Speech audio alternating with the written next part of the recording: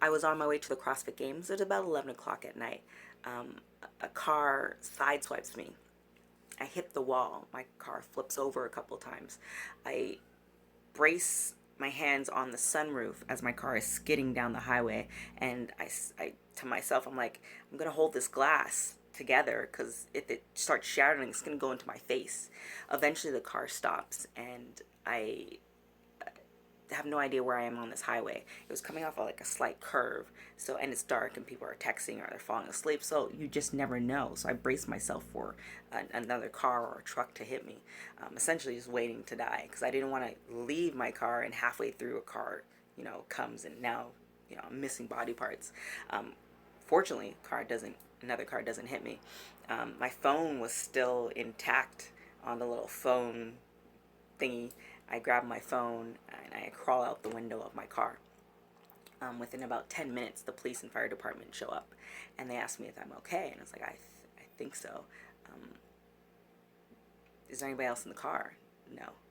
They take all my vitals and all that stuff, and I really just want to thank the police and fire department who helped me that night because they were just so um, caring. I know it's part of their job in this situation, but I really appreciate it because the I don't know how I looked to them, but I thought I was calm, but I probably wasn't.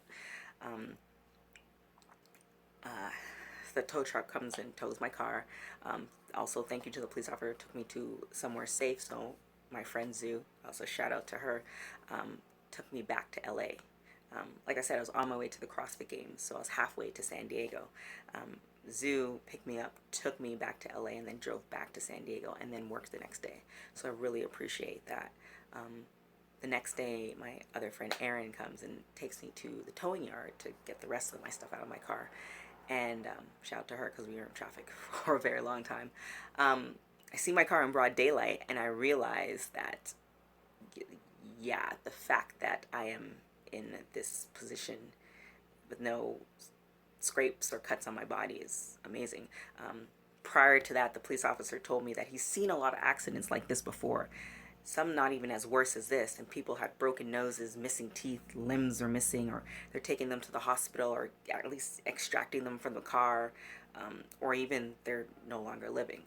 The fact that I was able to crawl out of the car on my own, he said, is miraculous.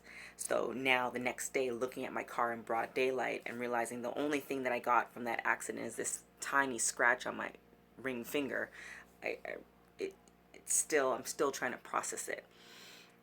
With all that said, in the midst of the accident, I realized that if I were to go, I'd be okay with that because I try to live my life to the fullest. Um, Enjoy the little moments, plan for the big, and then enjoy the big moments. That's why I'm making this video. Just there's some reason why I'm here. I have an idea what it is, but I'm still waiting. Um, but I also want to encourage people who are, just constantly grinding, and I'm not allergic to the grind whatsoever, but to, enjoy those little things. Keep working hard and planning for the future, but enjoy the hugs and kisses from family members. Enjoy those conversations, which we don't normally have anymore, on the phone with friends. Those people that you are no longer talking to. Figure out or try to remember why you're not talking to them. If you can't remember, then maybe you should just give them a call. Um, yeah, I try to live every day like it's last. I definitely plan for the future. I definitely grind on a daily basis. But enjoying those little moments are precious. So that's what I took from it. That's what I resolved from it. I've been doing that for a while. But those folks who, are constantly hard at work, and you don't, and you figure eventually I'll get to it. Eventually I'll talk to my grandmother. Eventually, you're mad at your husband or wife. Eventually I'll talk to them. But you never know, as soon as they leave, they walk across the street, they're driving down the highway. What then? Um, I just had to put that out there. I'm still, like I said, I'm still trying to process this whole situation. I'm able to walk and talk and, slight soreness, but not even the soreness. I had more soreness from somebody who rear-ended me 2 years ago than this.